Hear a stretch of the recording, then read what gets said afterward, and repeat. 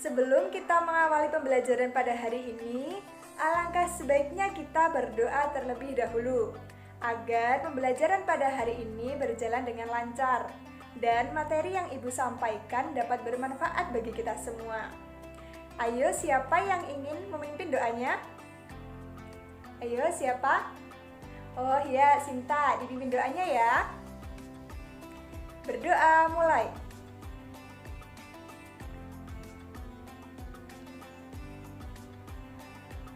Berdoa selesai. Halo anak-anak, bagaimana kabar kalian hari ini? Sehat? Alhamdulillah, sehat semua ya. Nah, sebelum kita lanjut ke materi, Ibu akan mengabsen kalian terlebih dahulu. Ibu pengen tahu siapa saja sih yang tidak hadir pada pembelajaran hari ini. Oke, Ibu absen terlebih dahulu ya.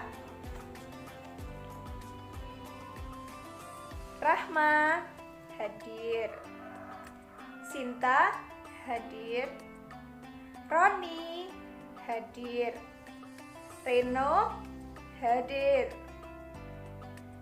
Siska hadir atau tidak? Hadir ya. Baik, berarti hadir semua ya. Ibu akan menyampaikan tujuan pembelajaran pada hari ini. Jadi yang pertama, setelah membaca, kalian mampu menjelaskan pengertian dan dasar hukum zakat fitrah dengan benar. Yang kedua, setelah mendengar penjelasan guru, kalian dapat menjelaskan ketentuan zakat fitrah dengan tepat. Yang ketiga, setelah nanti kita melakukan diskusi, kalian dapat menganalisis ketentuan zakat fitrah dengan benar.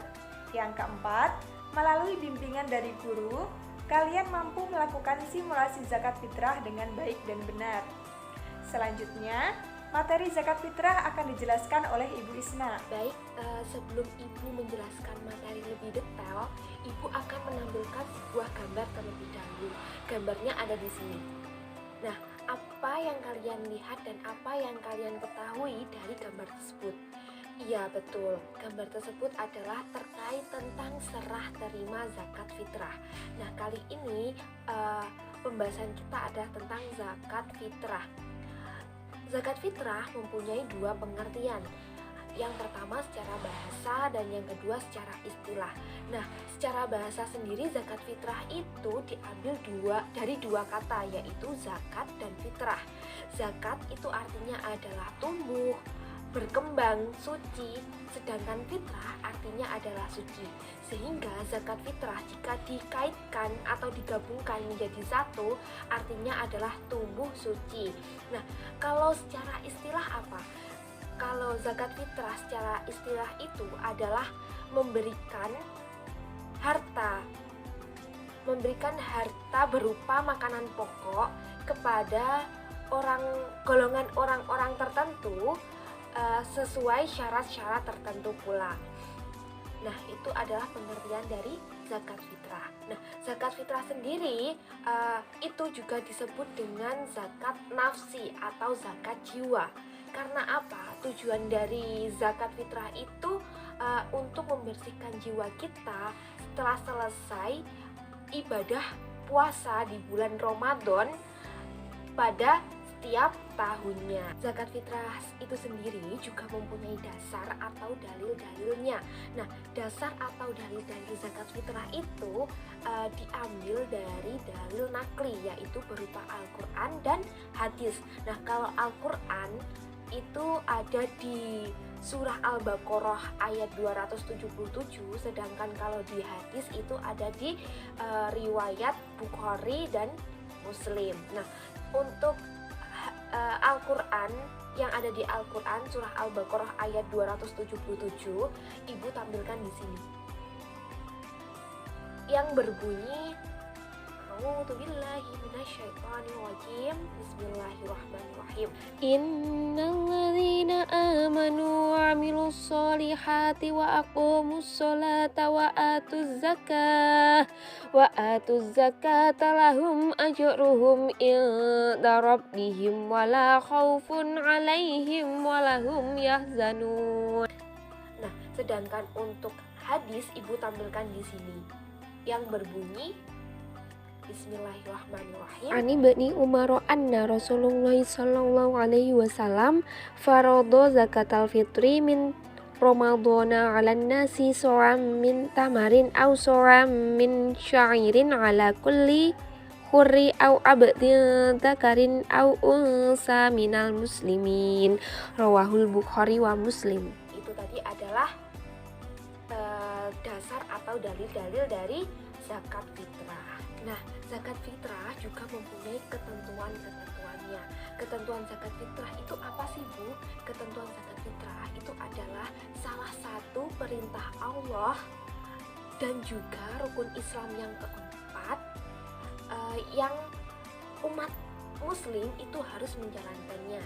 Jadi baik itu tua, muda, laki-laki, perempuan, dewasa, anak-anak, bahkan seorang bayi yang baru lahir itu juga harus membayar zakat fitrah. Terus kalau seperti itu, hukum zakat fitrah itu apa, Bu? Hukum zakat fitrah itu adalah fardu ain atau wajib. Jadi setiap umat muslim wajib harus membayar zakat fitrah. Tadi juga sudah ada di dasar atau dalil-dalil zakat fitrah. Nah, sendiri juga ada rukun-rukunnya. Rukun zakat fitrah itu ada 4, yaitu yang pertama adalah niat. Kemudian yang kedua, orang yang mengeluarkan zakat fitrah atau yang biasa disebut dengan muzaki. Kemudian yang ketiga adalah orang yang menerima zakat fitrah atau yang disebut dengan mujtahid. Jadi kalian jangan sampai ketukar antara muzaki dan mujtahid. Muzaki adalah orang yang mengeluarkan, kemudian mujtahid adalah orang yang menerima. Kemudian rukun yang keempat adalah barang atau bahan pokok yang akan dizakatkan. Kemudian kalau ada rukunnya juga pasti ada syarat wajib zakat fitrah. Syarat wajib zakat fitrah itu merupakan ketentuan bagi orang yang akan mengeluarkan zakat fitrah atau muzaki. Jadi dikhususkan untuk orang-orang yang akan mengeluarkan zakat fitrah saja. Syarat wajibnya itu apa saja? Yang pertama pastinya harus beragama Islam. Kemudian yang kedua, orang tersebut ketika sebelum matahari terbit pada hari raya Idul Fitri masih dalam keadaan hidup. Baik itu bayi yang baru lahir pada malam takbir itu diharuskan untuk membayar zakat fitrah. Nah, kalau sekarang ibu mempunyai pertanyaan begini. Kalau ada orang yang meninggal sebelum malam takbir atau di hari terakhir bulan Ramadan pada waktu pagi hari, siang hari atau sore hari, apakah harus membayar zakat fitrah? Jawabannya adalah tidak. Kenapa? Karena orang tersebut tidak mencapai syarat wajib yang ketiga, yaitu sebelum matahari terbit pada hari raya Idul Fitri masih dalam keadaan hidup. Kemudian syarat wajib yang selanjutnya adalah orang tersebut mampu menafkahi dirinya sendiri dan keluarganya. Kemudian syarat yang terakhir adalah orang tersebut tidak sedang berada di tanggung jawab orang lain. Nah, kalau tadi kita sudah membahas tentang pengertian zakat fitrah, dasar-dasar zakat fitrah, kemudian ada juga rukun zakat fitrah, sampai syarat wajib dari zakat fitrah, kali ini Ibu akan membahas tentang ukuran atau takaran zakat fitrah. Nah, ukuran atau takaran zakat fitrah itu disesuaikan dengan kaidah fikih. Nah, untuk alat pembayaran zakat fitrah itu sendiri tadi juga sudah dijelaskan pada dasar zakat fitrah. Hadis riwayat Bukhari Muslim adalah berupa gandum atau kurma, atau bisa juga bahan pokok pada setiap daerahnya masing-masing. Misalnya di daerah Indonesia makanan pokoknya adalah berupa beras, berarti yang digunakan untuk zakat fitrah adalah beras. Kemudian kalau di Papua berupa sagu, berarti yang digunakan adalah sagu. Kemudian kalau di Madura itu berupa jagung, berarti yang digunakan untuk zakat fitrah adalah jagung. Jadi disesuaikan dengan daerahnya masing-masing.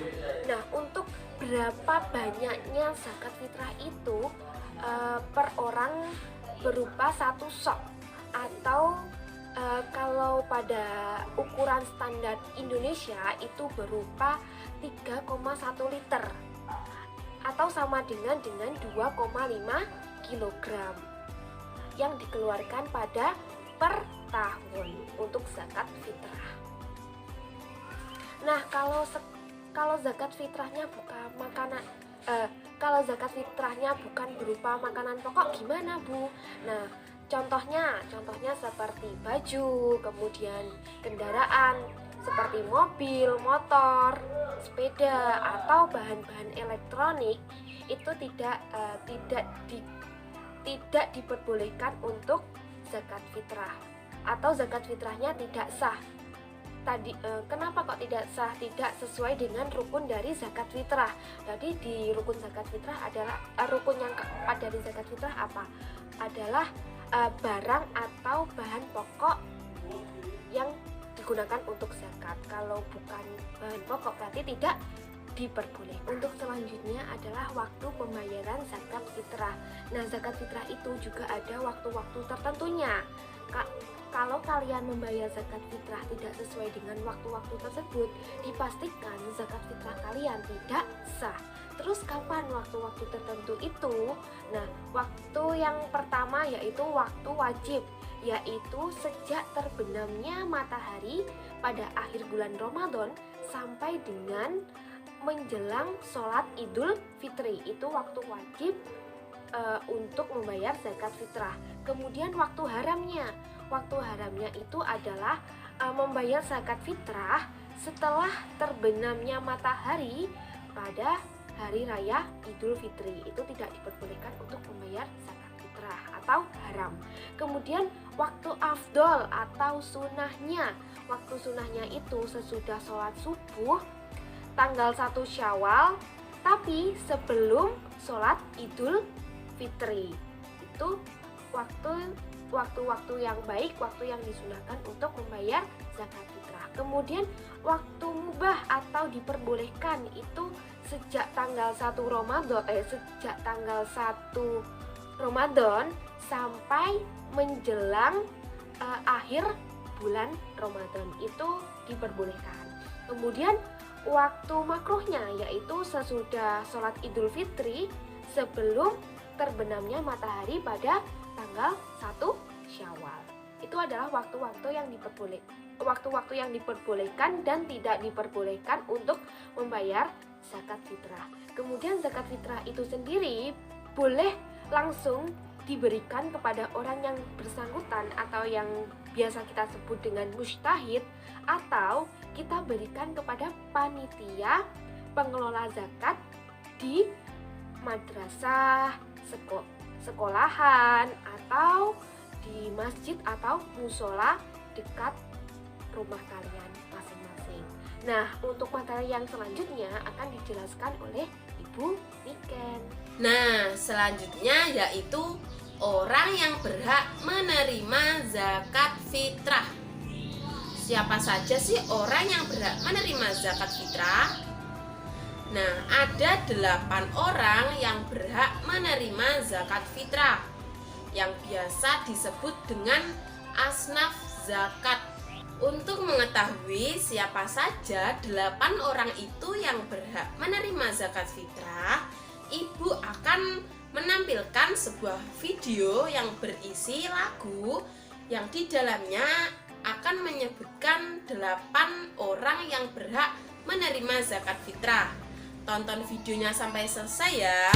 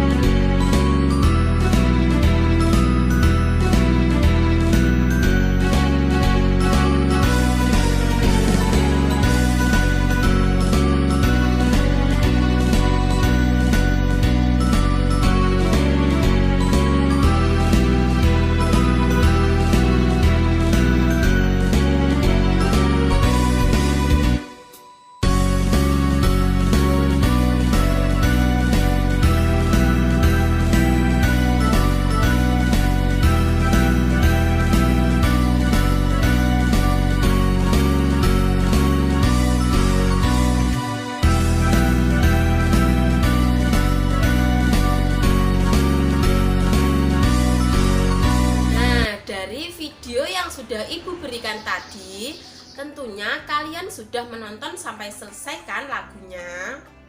Kalau sudah, Ibu akan meminta kalian untuk menghafalkan 8 orang yang berhak menerima zakat dengan bantuan lagu yang Ibu berikan tadi.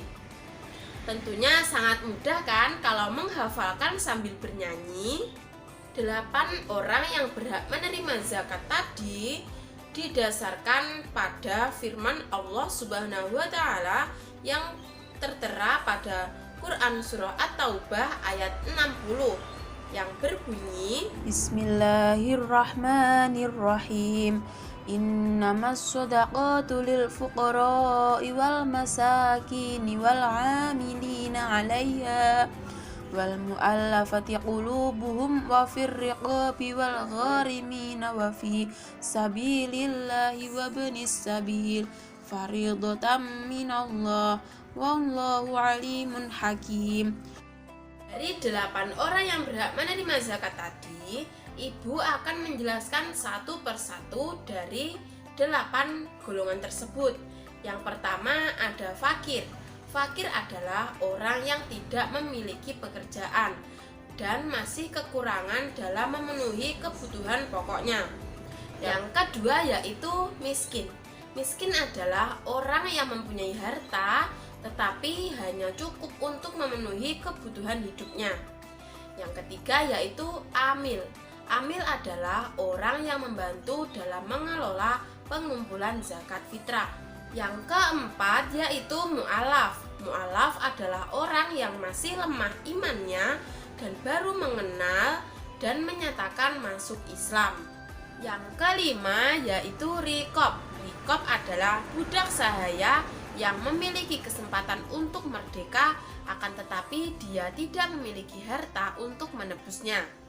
Yang keenam yaitu gharim. Gharim adalah orang yang memiliki hutang banyak, tetapi dia tidak bisa melunasinya. Yang ketujuh yaitu fisabilillah. Fisabilillah adalah orang yang berjuang di jalan Allah, sedangkan dalam perjuangannya mereka tidak mendapatkan gaji dari siapapun. Selanjutnya yang ke-8 atau yang terakhir yaitu Ibnu Sabil. Ibnu Sabil adalah orang yang kehabisan bekal dalam perjalanannya sehingga dia sangat membutuhkan bantuan. Nah, tadi kan Ibu sudah menjelaskan 8 orang yang berhak menerima zakat kan? Sekarang Ibu akan menjelaskan siapa saja orang yang tidak berhak menerima zakat fitrah, yaitu ada 7 orang yang tidak berhak menerima zakat fitrah, yaitu yang pertama ada orang kaya. 7 orang yang tidak berhak menerima zakat, yaitu yang pertama ada orang kaya. Yang kedua ada hamba sahaya karena masih tanggungan pemilik hamba sahaya.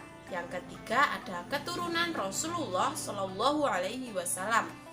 Yang keempat ada orang yang tidak beragama Islam atau non-Muslim. Tentunya dalam melakukan zakat fitrah ada tata caranya. Nah, tata cara tersebut yaitu yang pertama kita harus memilih dari makanan pokok yang terbaik. Misalnya kalau di Indonesia yaitu makanan pokoknya yaitu beras. Jadi kita membayar zakat fitrahnya yaitu dengan beras. Yang kedua yaitu dengan takaran yang sesuai. Takarannya yaitu 2,5 kg. Tidak kurang atau tidak lebih. Yang ketiga yaitu yang tidak lupa adalah niat. Niat ini yaitu wajib. Nah, niatnya yaitu Bismillahirrahmanirrahim. Nawaitu an ukhrija zakatal fitri an nafsi fardhan lillahi ta'ala. Nah, niatnya jangan sampai lupa ya. Selanjutnya yaitu makanan pokok atau beras yang akan kita berikan. Kita harus memberikannya langsung kepada orang yang berhak menerimanya, atau bisa kita kumpulkan kepada panitia-panitia yang ada di musola atau di masjid. Yang selanjutnya pemberian zakat fitrah atau beras tadi kita berikan tepat waktu, yaitu pada akhir bulan Ramadan, yaitu malam takbir atau sebelum sholat Idul Fitri pada pagi hari. Kemudian apabila kita memberikan zakatnya lewat panitia yang ada di masjid, panitia mendoakan yaitu dengan doa sebagai berikut. Bismillahirrahmanirrahim. Ajarakallahu fima a'daita wa baraka fima abqaita wa ja'alallahu laka tahura. Yang terakhir yaitu panitia membagikan kepada orang-orang yang berhak menerima zakat tersebut. Nah, setelah anak-anak tadi mendengarkan penjelasan mengenai materi kita pada hari ini, sekarang Ibu akan memberikan kesimpulan dari apa yang telah kita pelajari pada hari ini. Ngomong-ngomong, sebelum Ibu memberikan kesimpulan, apakah anak-anak ada yang ingat tentang materi yang kita bahas hari ini? Ayo, masa sudah lupa? Tentang apa? Benar, tentang zakat fitrah. Apa itu zakat fitrah? Jadi, zakat fitrah menurut istilah syariat Islam adalah memberikan sebagian harta kita berupa makanan pokok kepada golongan atau orang-orang tertentu dengan syarat-syarat tertentu. Nah, zakat fitrah ini biasa juga disebut dengan zakat jiwa. Mengapa demikian? Karena zakat fitrah itu memiliki tujuan, yaitu untuk membersihkan jiwa seorang muslim. Nah, untuk hukum dari zakat fitrah sendiri, menurut Al-Quran dan Al-Hadis, zakat fitrah itu hukumnya bagi seorang muslim adalah fardu ain atau wajib, yang mana wajib itu bila dikerjakan mendapat pahala, apabila tidak dikerjakan mendapat dosa. Jadi sebagai seorang muslim kita wajib untuk membayar atau menunaikan zakat fitrah. Nah, lalu berapa banyaknya yang harus kita keluarkan untuk membayar zakat fitrah? Jadi, banyaknya yang kita harus keluarkan untuk zakat fitrah adalah 1 sok. Yang mana di Indonesia 1 sok itu adalah sama dengan 2,5 kg yang dikeluarkan setiap tahunnya. Jadi, dikeluarkan setiap 1 tahun 1 kali. Nah, adapun waktu wajib untuk membayar zakat fitrah adalah sebelum terbenamnya matahari pada hari terakhir bulan Ramadan dan menjelang sholat Idul Fitri. Itu adalah waktu wajib untuk membayar zakat fitrah. Nah, agar kalian bisa lebih paham lagi dengan materi kita pada hari ini, Ibu akan membagikan beberapa soal, yaitu 1 lembar soal, yang mana satu anak akan mendapatkan 1 lembar.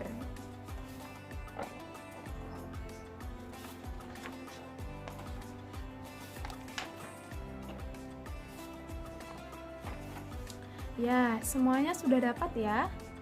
Ya, jadi soal-soal tersebut silakan dibawa pulang lalu dikerjakan di rumah. Kemudian pada pertemuan selanjutnya silakan dibawa ke sekolah lagi untuk dikumpulkan. Dikumpulkan dalam sudah dijawab loh ya, bukan berupa kertas kosong ataupun kertas yang hanya berupa pertanyaan saja tapi belum dijawab ya. Jangan lupa untuk dijawab di rumah lalu dikumpulkan pada pertemuan yang akan datang. Nah, pada pertemuan kita yang akan datang, kita akan membahas suatu materi, yaitu tentang infak. Apa sih Bu itu infak? Lalu bagaimana Bu hukumnya infak? Terus ketentuannya infak itu seperti apa? Nah, agar kalian tahu, agar kalian paham tentang infak, Maka kalian supaya menjaga kesehatan agar pada pertemuan yang akan datang bisa masuk kembali, bisa mengikuti pelajaran dengan maksimal. Nah, kalian jangan lupa di rumah untuk diulang-ulang lagi pelajaran pada pagi hari ini, dibaca-baca lagi pelajaran pada hari ini, dan jangan lupa soal yang barusan ibu bagikan dijawab di rumah ya. Ya, insya Allah semuanya paham. Jangan lupa untuk belajar di rumah, semangat belajar karena belajar adalah kunci dari kesuksesan. Nah, sebelum ibu akhiri pertemuan kita pada hari ini, ibu akan memimpin doa terlebih dahulu. Berdoa dimulai. Bismillahirrahmanirrahim. Subhanaka Allahumma wa bihamdika asyhadu alla ilaha illa anta astaghfiruka wa atubu ilaik. Amin ya rabbal alamin. Alhamdulillah, pelajaran kita, pertemuan kita pada hari ini sudah berakhir. Tetap semangat, tetap jaga kesehatan. Apabila dari ibu banyak kata, banyak salah, ibu mohon maaf yang sebesar-besarnya. Akhirul kalam, wassalamualaikum warahmatullahi wabarakatuh.